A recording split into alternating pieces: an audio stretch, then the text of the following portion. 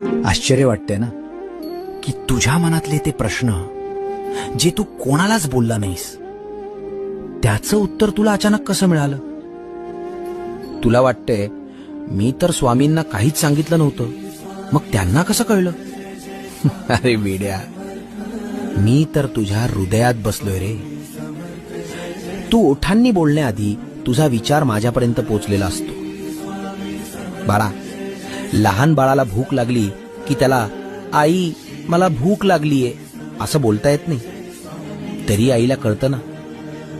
मग मी तर तुझी माऊली आहे, मला कसं नाही कळणार. काळजी नको करू, मला सांगण्याची गरज नाही. फक्त डोळे बंद कर आणि मला आठव. तुझा न पाठवलेला मेसेज सुद्धा मी वाचलाय. भिवू नकोस, मी तुझ्या पाठीशी आहे.